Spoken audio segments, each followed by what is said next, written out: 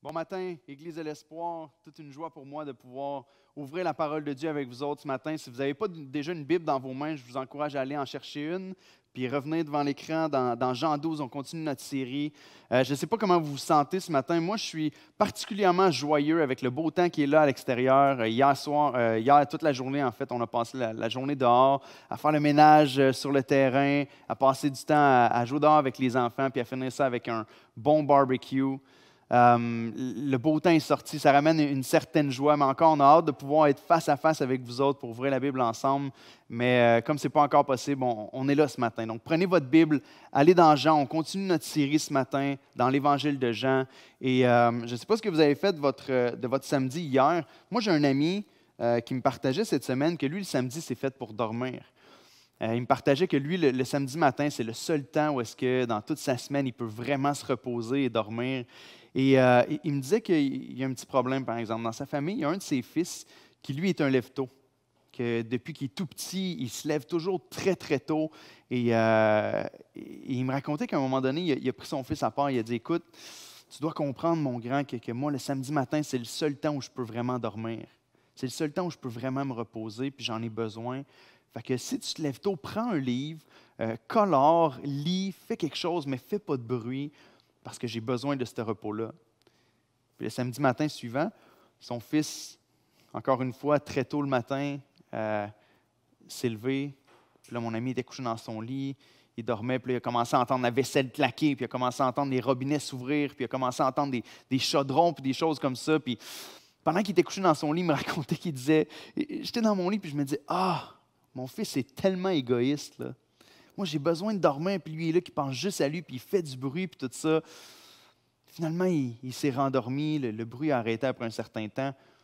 Puis après un bout de temps, quand il s'est levé, sa chambre est comme au-dessus de la cuisine chez eux. Il s'est levé, puis il est descendu en bas. Puis quand il est arrivé dans la cuisine, la première chose qu'il a vue, c'est une grande banderole sur laquelle était écrit « Bonne fête des pères ». Avec la table pleine de bouffe. Il avait fait un pot de framboise avec de la crème, des œufs, du café et tout ça. Puis il avait préparé un restaurant, un déjeuner-restaurant pour son père ce matin-là. Puis là, à ce moment-là, il a regardé la scène avec son petit gars qui sourit dans le coin, puis il a dit « Ah, man, si seulement pendant que j'étais couché dans mon lit, j'avais su qu'est-ce qui se passait en bas, j'aurais pas réagi de la même façon. Je ne me serais pas dit « Ah, il est tellement égoïste. » Il n'était pas du tout égoïste, c'est le contraire. Il est en train de penser à moi. Ce qu'on voit dans l'histoire, dans le texte d'aujourd'hui, dans Jean 12, c'est un peu une histoire semblable à ça. Mon ami m'enseignait à travers son illustration que des fois, on a cette attitude-là qui nous manque l'information de l'autre étage. Des fois, on réagit de telle manière parce qu'on ne sait pas ce qui se passe vraiment sur l'autre étage. On entend du bruit, c'est dérangeant. On n'est pas capable de faire ce que nous, on voudrait faire. Il y a comme quelque chose qui nous dérange en ce moment, mais si seulement on savait ce qui se passait sur l'autre étage, peut-être que notre attitude serait différente. Et j'aimerais à travers le texte qui est devant nous aujourd'hui, à travers ce que Jésus va accomplir dans son entrée triomphale à Jérusalem, qu'on puisse voir un petit peu les histoires qui sont là comme sur deux étages et comment ça peut impacter notre vie, nous, aujourd'hui, lorsqu'on est dans l'incompréhension, lorsqu'on est dérangé par des choses parce qu'on ne comprend pas vraiment ce qui se passe sur l'autre étage. Fait qu'ouvrez votre Bible dans Jean 12. Je vais prier, puis ensuite de ça, on va entendre la lecture du texte et entrer directement dans le message. L'idée principale du texte est très simple ce matin, très simple. C'est que le roi Jésus accomplit son plan et nous soutient par sa parole dans notre incompréhension de celui-ci. Autrement dit, quand nous autres, on ne comprend pas ce qui se passe, il faut qu'on ait confiance dans la parole de Christ, parce que lui est en train d'accomplir son plan, même si nous, on ne le voit pas de notre perspective. Prions ensemble. Seigneur, ce matin, on ouvre ta parole et on te demande, Dieu, que ta parole puisse venir encourager nos cœurs, que ta parole puisse venir nous corriger, que ta parole puisse nous encourager, Seigneur, que ta parole puisse venir nous édifier, que ta parole puisse nous guider, que ta parole puisse venir nous éclairer dans nos pensées, que ta parole nous transforme, mon Dieu. Que ta parole nous saisisse. Je te prie qu'on soit émerveillés par ta parole ce matin, qu'on croie en ta parole, Et Père, je te demande qu'on puisse de tout notre cœur adorer la parole fait chair, Christ qui est mort à notre place, qui règne sur son trône en ce moment. Que tu reçoives toute la gloire dans la proclamation, dans la réception de ta parole, puis dans notre réponse à ta parole, dans tout ce qui va prendre place ce matin. Merci d'être avec nous et merci que cette parole-là soit vivante. Dans le nom de Jésus, on te prie. Amen.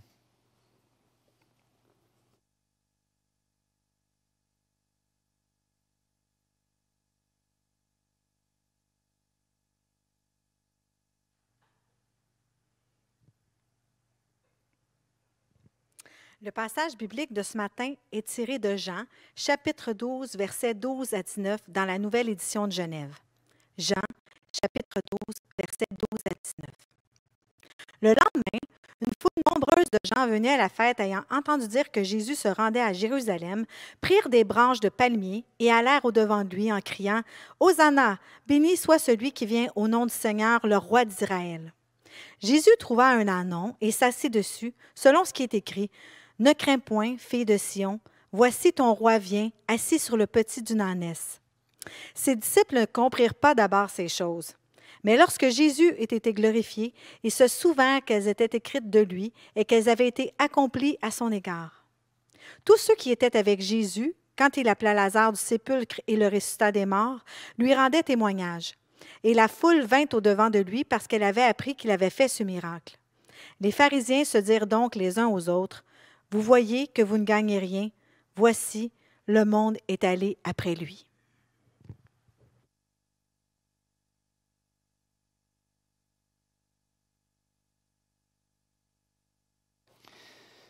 Merci Julie. Donc Jean 12, les versets 12 à 19. Une histoire sur 2 étages. Et on va directement avec le premier point ce matin qu'on peut tirer à travers le texte. Ici, il y a 2 choses qui se passent. Il y a le peuple juif qui accueille Jésus, qui rentre à Jérusalem, qui font une grosse célébration. C'est un contexte de fête ici. Une grosse célébration pour Jésus qui vient de ressusciter Lazare et qui entre à Jérusalem. Puis eux le célèbrent pour une raison. Mais on voit en même temps dans le récit ici que Jésus lui accomplit cette chose pour une autre raison. Et on voit comment est-ce que ça peut venir créer de la confusion dans le cœur de ceux qui le voient parce qu'ils ont une mauvaise compréhension de ce que Jésus est en train d'accomplir. Notre premier point est très simple. Je dois célébrer Jésus pour les bonnes raisons. Parce que clairement, ce qui prend place ici, c'est qu'il y a un peuple qui célèbre Jésus pour les mauvaises raisons. Ici, vous devez comprendre qu'on nous dit juste au verset 12 que c'était le lendemain. Le lendemain de quoi? Si vous tournez votre page et que vous regardez au début du chapitre 12, ça dit 6 jours avant la Pâque. Donc, on est 5 jours avant la Pâque, ici. Et la Pâque était la fête qui était la plus grande fête du peuple juif. Où est-ce qu'il y avait des milliers de personnes qui se rendaient à Jérusalem, des milliers de Juifs, des villes de partout autour qui se rendaient à Jérusalem pour aller célébrer la Pâque. Ils allaient se préparer d'avance, ils arrivaient d'avance, là, c'est 5 jours d'avance, ils se préparent d'avance, ils achètent leur animal, des fois quand ils n'en apportent pas un avec eux, ils trouvent du logement, ils font leurs choses, ils se préparent pour faire la fête. Joséphus, qui est un historien des premiers siècles, nous dit qu'il nous raconte une des fêtes de Pâques qu'il y avait lieu à Jérusalem dans le temps, et il estime le nombre de personnes à 2 700 000. Et D.A. Carson va nous dire, bon, peut-être que c'est un petit peu exagéré, mais il y avait beaucoup de monde. Il faut comprendre que la ville était pleine, c'était bondé. Et ici, les gens se préparent à fêter la Pâque. Il y a quelque chose de particulier. Parce qu'en même temps, on est comme une division dans le livre de l'Évangile de Jean.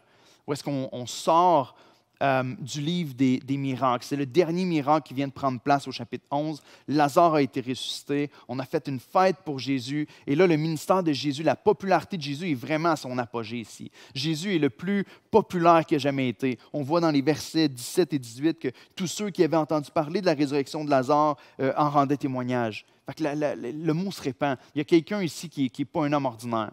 Il y a un homme qui a fait toutes sortes de miracles. Un homme qui, quand il enseigne, imaginez-vous être les disciples, être un de ses disciples qui a marché avec lui pendant 3 ans, qui l'a vu enseigner les plus grands cerveaux de son époque, les pharisiens qui avaient étudié dans la loi hébraïque et dans les Écritures de l'époque, étaient confus quand Jésus parlait avec eux parce que sa sagesse les dépassait complètement. Jésus qui faisait des miracles, qui guérissait les malades, qui pouvait calmer une tempête, qui marchait sur l'eau, Jésus qui multiplie des pains, il a fait des choses extraordinaires. Mais ici, quand Jésus a ressuscité un mort, Je ne sais pas quel âge vous avez en ce moment, vous qui me regardez. Moi, je suis un peu en dessous de la quarantaine. Et dans toutes mes années de vie, j'ai vu à peu près le nombre de résurrections, je dirais peut-être 0. Je ne sais pas vous autres combien vous en avez vu dans votre vie, mais imaginez la nouvelle qui se répand. Il y a un homme qui s'en vient à Jérusalem qui peut ressusciter les morts. C'est absolument incroyable. Sa réputation est au top et tout le monde veut voir Jésus. Et tout le monde ne veut pas juste voir Jésus, ils veulent aussi voir l'homme qui a été ressuscité des morts. Et c'est absolument incroyable de voir le nombre de personnes qui courent après lui, qui veulent l'entendre. Et là, le peuple juif commence à être boosté. Parce qu'eux, ils attendent un Messie. Et on le sait, il y a des prophéties messianiques qui sont données dans l'Ancien Testament. Ils entendaient l'Ancien Testament constamment. Et ils attendaient un Messie, un sauveur, un homme qui allait venir les sauver. Et eux, dans leur mentalité, alors qu'ils étaient là, oppressés par les Romains à l'époque, qui dominaient sur eux, il y avait cet espoir qui était pour avoir un homme qui allait leur donner une libération militaire ou une libération politique. Et là, tu entends parler d'un homme comme Jésus, qui a une sagesse qui dépasse celle des pharisiens, qui a une puissance qui dépasse tout ce qu'on a connu. On se dit certainement, s'il y a quelqu'un qui est pour nous libérer de la domination des Romains, de l'oppression des Romains sur nous autres, c'est cet homme-là. Il peut relever les morts. Il va venir et il va renverser l'autorité qui domine sur nous autres. Puis enfin, on va être libre de l'oppression politique.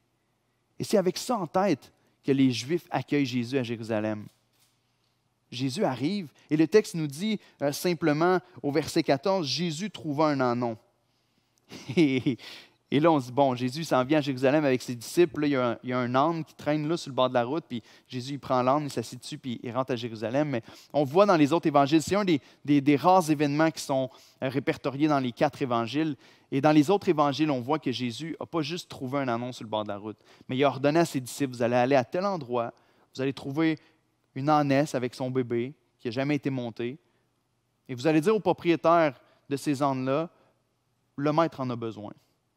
Puis vous allez me les apporter, puis je vais entrer à Jérusalem avec ça. Les disciples le font.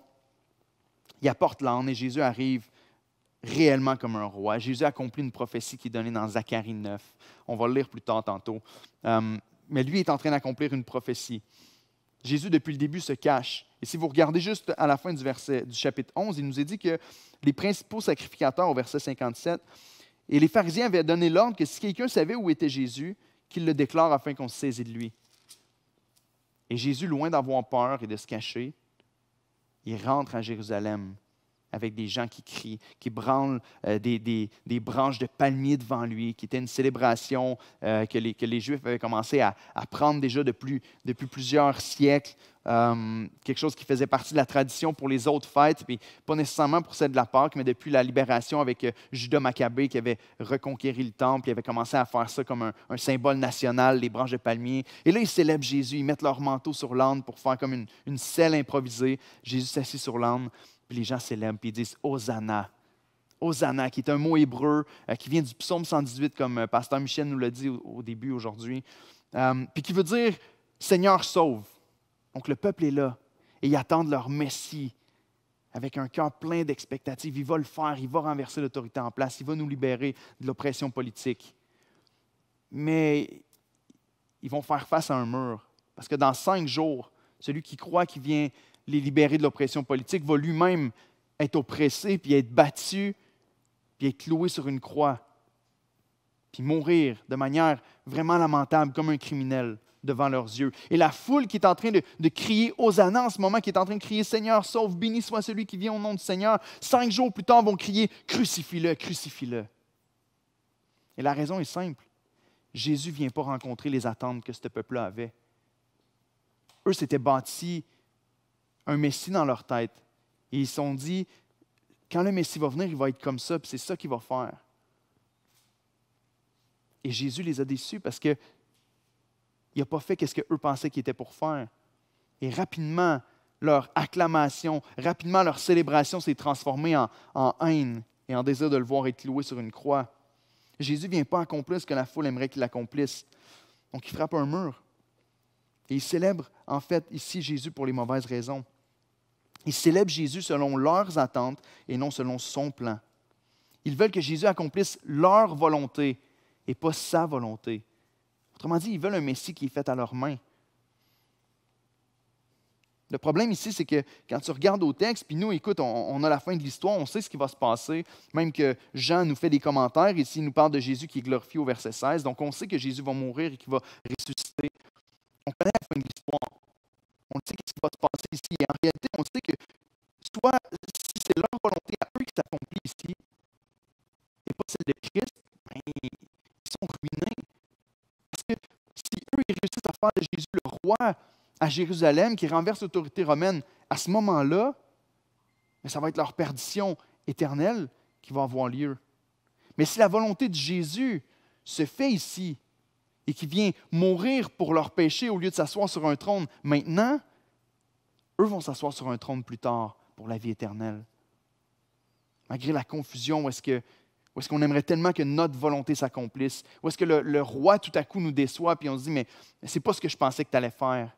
On doit s'arrêter face à un texte comme celui-là et se dire, et moi dans ma vie personnelle? Moi dans ma vie personnelle, comment est-ce que je perçois Christ et ce qu'il a fait? Moi dans ma vie personnelle, pourquoi je célèbre Jésus? Si on célèbre Jésus parce qu'on s'est fait dire qu'en venant à Christ, en mettant notre foi en lui, on n'allait plus jamais être malade, qu'on allait recevoir des richesses dans le monde présent, qu'on allait avoir un succès au niveau de notre réputation, au niveau du travail et tout ça, clairement, on va frapper un mur un jour ou l'autre parce que Jésus ne promet pas ces choses-là. Si on désire un Jésus qu'on s'est fait à notre main, qu'on se dit « Jésus, je te veux et je veux te célébrer, mais si tu remplis ces conditions-là, mais tu n'es plus en train d'adorer Jésus pour Jésus. Tu es en train, dans le fond, de t'adorer toi-même, en réalité. Tu veux seulement que Jésus accomplisse ta volonté. Et en réalité, comme on l'a vu, si Jésus accomplit notre volonté et pas la sienne, c'est nous qui se retrouvons perdants aussi au bout du compte. Donc, pourquoi est-ce qu'on célèbre Jésus aujourd'hui? Vous voyez, une mauvaise enseignement attire des gens à devenir des faux chrétiens qui célèbrent Jésus pour de mauvaises raisons et qui, après un certain temps, vont juste quitter la foi. On se demande tellement souvent pourquoi est-ce qu'il y en a qui sont là à proclamer le nom de Jésus, à le célébrer et qu'après un certain temps, ils le quittent. Parce qu'à la base, ils ne le célébraient pas pour les bonnes raisons. Et je veux t'inviter à considérer qui est Jésus ce matin. Ici, Jésus vient accomplir une prophétie. Ce n'est pas le roi auquel on s'attendait. Ce n'est pas le roi qui renverse les puissances de Rome, mais c'est le roi qui vient renverser l'oppression du péché et de la mort sur notre vie. Celui qui n'arrive pas sur un cheval de guerre à Jérusalem, mais qui arrive sur un âne, humblement, pour apporter la paix et pour venir mourir pour les péchés de ceux qui le célèbrent en ce moment et qui vont crier crucifie plus tard, qui vient payer à notre place, qui reçoit notre condamnation sur la croix. C'est le roi qui s'offre en sacrifice. Je ne sais pas si vous réalisez ici, mais les pharisiens le cherchent à la fin du chapitre 11. Ils disent, si quelqu'un le trouve, dites-nous-le parce qu'on veut l'attraper, on veut le saisir, puis on veut le mettre à mort. Et Jésus s'offre lui-même et se présente à Jérusalem, en plein milieu de la foule comme ça. Jésus est venu s'offrir pour nous.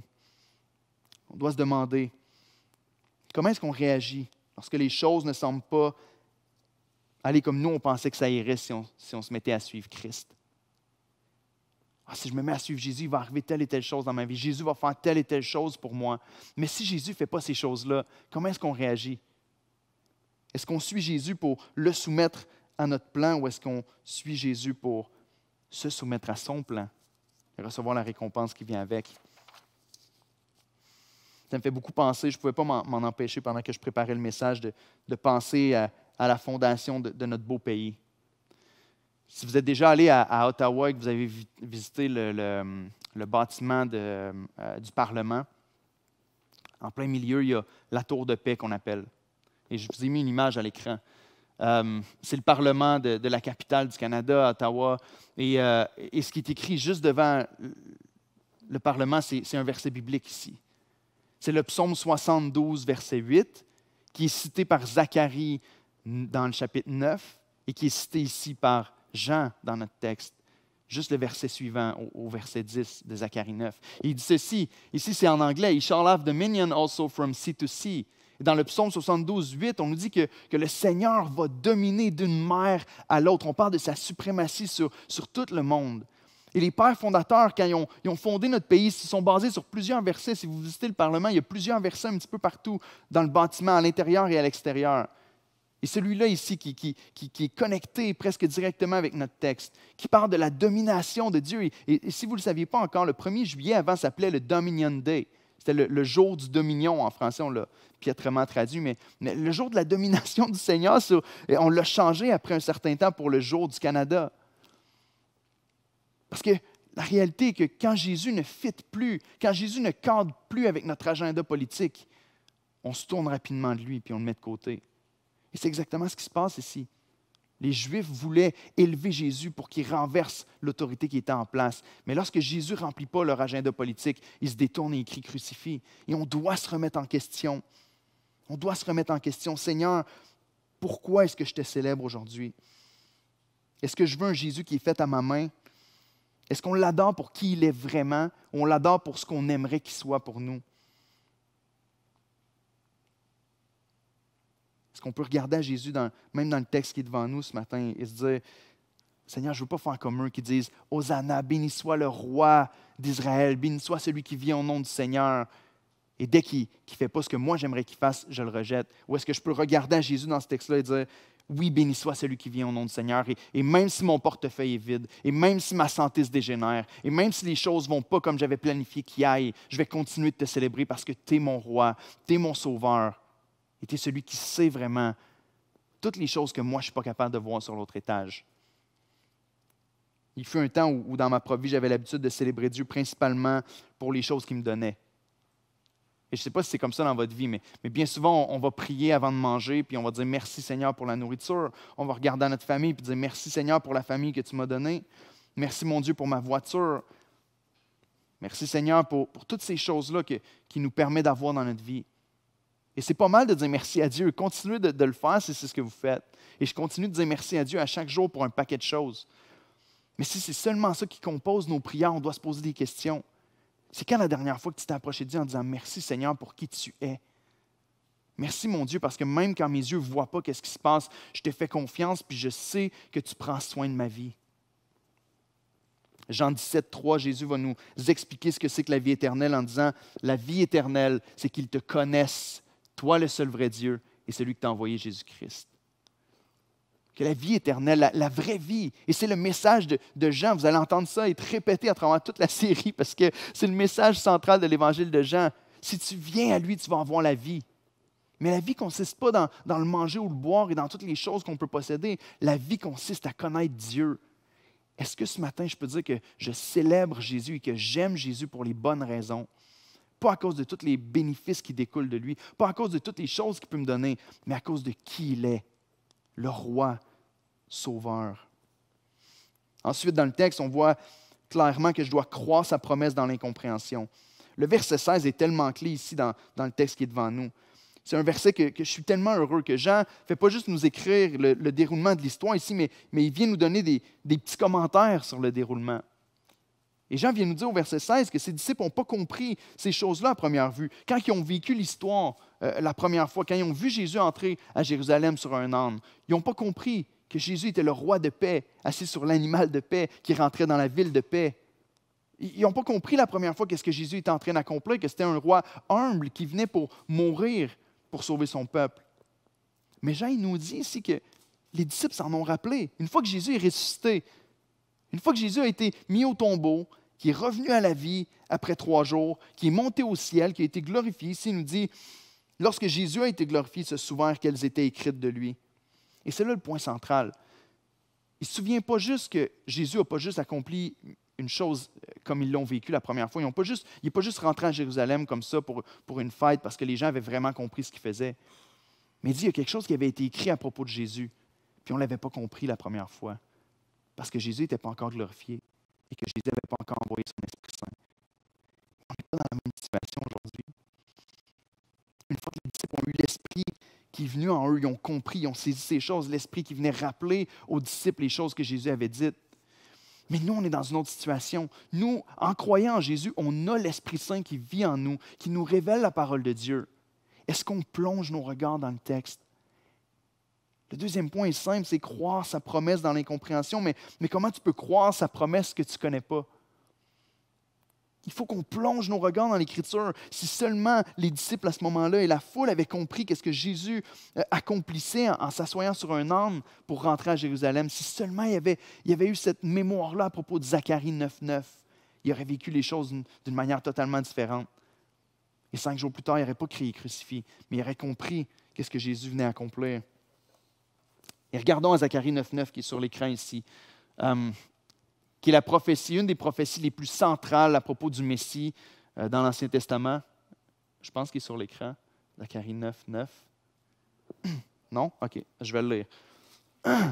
Mon erreur, je dois avoir oublié de l'envoyer. Zacharie 9 au verset 9.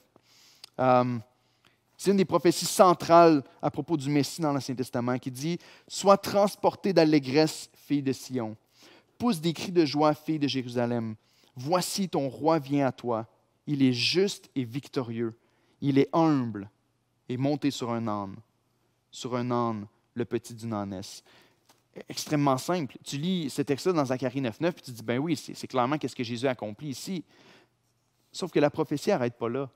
Il y a le verset 10. Et le verset 10 dit, « Je détruirai les chars d'Éphraïm et les chevaux de Jérusalem. Les arcs de guerre seront anéantis. Il annoncera la paix aux nations et il dominera d'une mer à l'autre, depuis le fleuve jusqu'aux extrémités de la terre. » Et il continue comme ça, même au verset 11, en disant, « Et pour toi, à cause de ton alliance scellée par le sang, je retirerai tes captifs de la fosse où il n'y a pas d'eau. » Et il continue, mais la suite de la prophétie de Zacharie 9 est réellement sur la grande délivrance que ce roi-là va accomplir. Et le peuple avait probablement plus en tête l'aspect de délivrance puis de conquérant comme ça. Mais ici, Jésus est en train d'accomplir Zacharie 9:9. Il arrive à Jérusalem de manière humble, parce que sa mission, en venant sur la terre, comme un homme, était de mourir pour nous sauver. Les disciples, une fois qu'ils ont l'Esprit, ils se rappellent de ces choses-là, puis ils peuvent célébrer et être émerveillés par ce que Jésus a accompli, comme il l'a accompli. Mais nous, on a l'Esprit aujourd'hui. Et nous, on a la parole entre nos mains, ce qu'eux n'avaient pas nécessairement de la même manière que nous. Mais encore une fois, je veux qu'on se pose la question, oui, on a l'Esprit, oui, on a la parole, mais est-ce qu'on en profite pleinement? Est-ce qu'on réagit avec panique lorsque les choses ne tournent pas comme on voudrait qu'elles tournent? Lorsqu'on est dans l'incompréhension du plan de Dieu dans notre vie, comment on doit agir lorsqu'on n'arrive pas à connecter les morceaux? Lorsqu'on n'arrive pas à dire ou à comprendre pourquoi les choses se passent comme elles se passent en ce moment? Je suis convaincu que trop souvent, le fait qu'on réagisse mal, c'est parce que notre nez est un petit peu trop collé dans les circonstances qu'on vit. Parce qu'il nous manque de l'information. Parce qu'il nous manque de connaître ce qui se passe sur l'autre étage, en quelque sorte. Mais Dieu nous a laissé sa parole. Et il y a des promesses auxquelles on peut s'accrocher. On va continuer de vivre notre vie en ne comprenant pas ce qui se passe bien souvent. Bien souvent. Mais on a la parole, on a des promesses de Dieu. On a des promesses de Dieu à propos d'un paquet de choses qui nous est écrit ici. Et Dieu peut rassurer notre cœur à travers sa parole. En fait, il veut rassurer notre cœur et nous garder fermes dans toutes sortes d'épreuves et d'incompréhensions à travers sa parole. Mais est-ce qu'on saisit? Est-ce qu'on remplit notre vie de la parole de Dieu pour avoir toujours une promesse de Dieu avec laquelle on peut se défendre lorsqu'il y a une promesse de trouble qui se présente devant nous? Si vous connaissez la série des Chroniques de Narnia, un de mes livres préférés dans la série, c'est celui sur le cheval et son écuyer. En fait, je dis que c'est un de mes préférés, mais quand je l'ai lu la première fois, je l'ai trouvé vraiment plate. J'ai commencé à lire le livre, puis là, il se passe toutes sortes de choses. Le petit gars vit toutes sortes d'aventures, puis il y a tout le temps un lion qui le suit. Il y a tout le temps toutes sortes de choses qui se passent un peu étranges. Puis quand tu lis le livre, tu te dis, je pense que C.S. Lewis, je ne sais pas ce qu'il a pris avant d'écrire ce livre-là, mais il était un peu mêlé, parce que l'ordre de l'histoire est comme, c'est troublant. Moi, je le disais avec mes enfants, puis tout le long, je me disais, je ne sais pas trop quoi leur faire comprendre là-dedans. Mais la merveille avec ce livre-là, et j'ai gardé la citation ici. La merveille avec ce livre-là, c'est que le livre prend tout son sens juste quand tu arrives à la fin. Le personnage principal s'appelle Shasta. Puis il y a une conversation avec Aslan. Si vous n'êtes pas familier avec les œuvres de C.S. Lewis, Aslan est un lion qui représente Christ dans ses écrits. Puis il arrive à la fin, puis il y a une discussion avec Aslan où est-ce qu'Aslan se met à lui parler, puis à lui révéler toutes les choses que lui, il ne voyait pas pendant qu'il était en train de vivre l'histoire. Puis il lui explique tout à quel point il était là depuis le début, en fait, puis qu'il ne s'en rendait pas compte. Le petit garçon est malheureux, puis il commence à se plaindre en disant Aslan, puis là, il ne sait pas encore que c'est lui qui parle, puis il dit moi, je suis malheureux, j'ai vécu des choses qui sont vraiment tristes, je suis vraiment malchanceux de tout ce qui m'est arrivé. Tu ne trouves pas? Puis Aslan va répondre non, je ne crois pas que tu es malchanceux. Puis là, le petit garçon va dire mais vous ne pensez pas que c'était de la malchance de rencontrer autant de lions? Aslan répond il n'y avait qu'un seul lion. Qu'est-ce que vous me chantez là? Je viens de vous dire qu'il y en avait au moins 2 la première nuit et il n'y en avait qu'un. Mais il était rapide. Comment le savez-vous? J'étais le lion. Et comme Chastan restait bouche bée, la voix continua. J'étais le lion qui t'a forcé à rejoindre Aravis, qui est un autre personnage. J'étais le chat qui t'a rassuré au milieu des maisons des morts. J'étais le lion qui a éloigné de toi les chacals pendant que tu dormais. J'étais le lion qui a donné aux chevaux effrayés l'énergie du désespoir pour le dernier kilomètre, afin que vous puissiez arriver à temps auprès du roi Lune. J'étais le lion dont tu ne te souviens pas et qui a poussé le bateau dans lequel tu étais couché, enfant, à demi-mort, pour qu'il s'échoue sur le rivage où un homme était assis, éveillé à minuit pour t'accueillir. Et il va continuer de lui expliquer comme ça qu'est-ce qui s'est passé. Qu'est-ce qui est merveilleux avec cette histoire-là?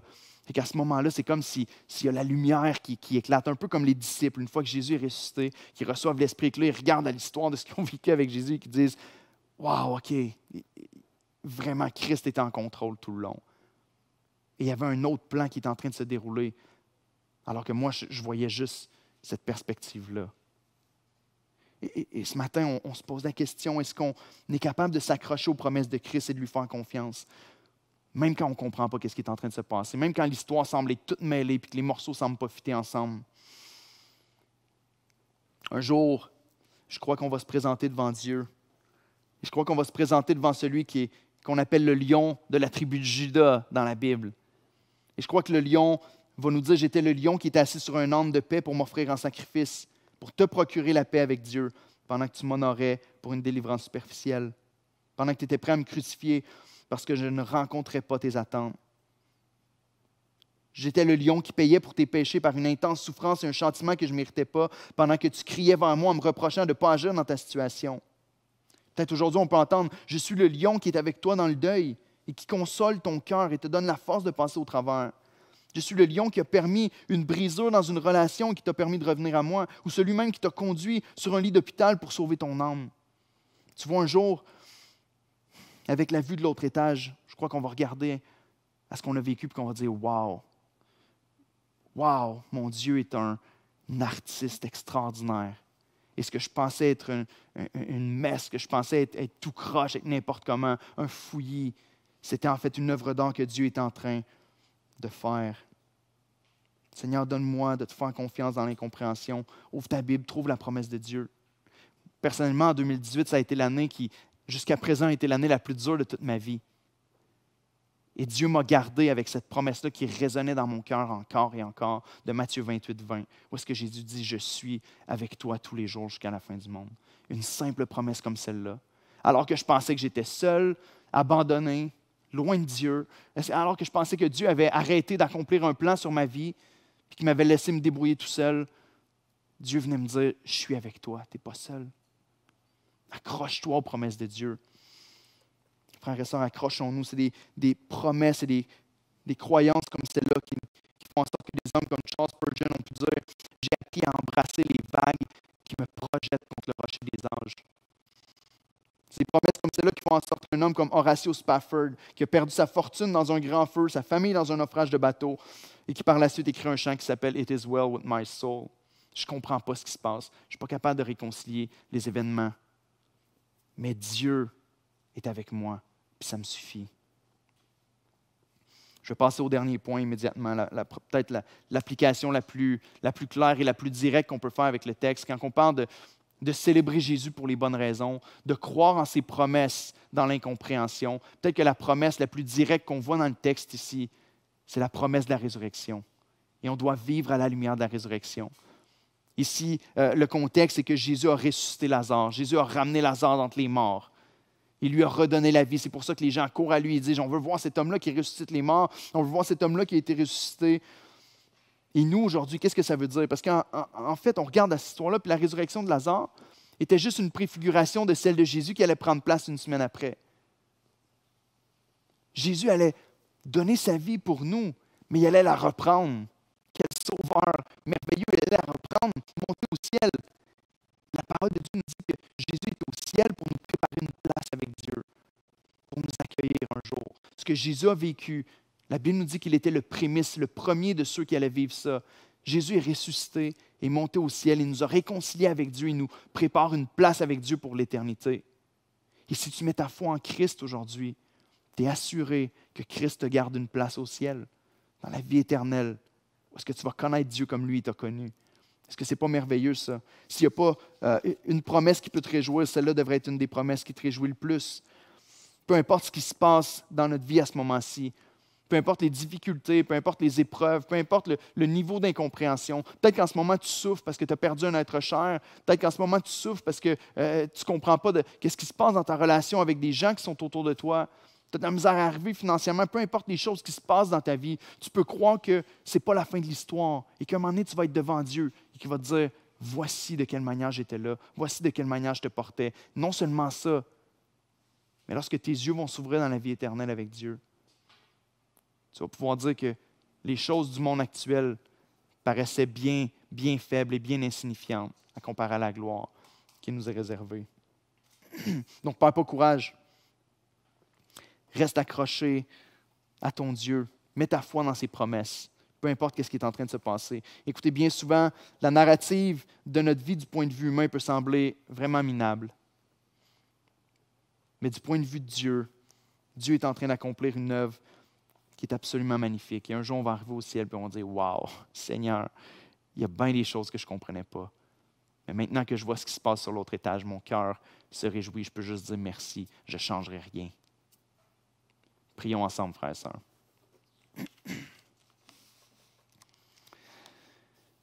Éternel, merci pour ta parole. Aujourd'hui, on regarde à cette histoire du dimanche des rameaux, du dimanche qui commence la semaine sainte, qui pour nous en 2021 est dimanche prochain, où est-ce qu'on va se rappeler encore l'œuvre que tu as accomplie, Jésus, en marchant sur la terre, en venant te révéler. Ce dimanche-là, tu n'as pas cherché à cacher ton identité de Messie, mais tu l'as mis là devant tout le monde, en disant oui, je suis le Messie, oui, je suis le Sauveur, mais un Sauveur bien plus grand que ce que vous pouvez vous imaginer. Et ce matin, je veux te prier pour des personnes qui nous écoutent et qui ne te connaissent peut-être pas réellement, qui entendent ce message-là pour la première fois et qui se disent, mais moi, je ne le connais pas, j'ai l'impression que ce n'est pas vrai cette histoire-là. Je te prie, Père, de venir convaincre les cœurs, de plonger les regards dans ta parole et d'y trouver le Sauveur Tout-Puissant. Je te prie pour mes frères et sœurs qui passent par des moments qui sont plus difficiles en ce moment, qui puissent se confier en toi, Père, qu'on puisse regarder à l'Écriture et croire ta promesse. Tu es avec nous tous les jours. On sait qu'un jour, on va être ressuscité avec toi. On sait que ce n'est pas la fin, les choses qu'on vit ici-bas. Aide-nous à nous confier en toi, Seigneur, même dans les moments où ça va bien, que notre cœur, Seigneur, se confie dans tes promesses, dans ta parole, pour qu'on soit capable de tenir ferme quand les choses vont tourner au vinaigre, comme on sait qu'ils vont le faire un jour ou l'autre. Merci d'être avec nous. Merci pour ta parole. On t'aime, Seigneur, et on veut te louer. Amen.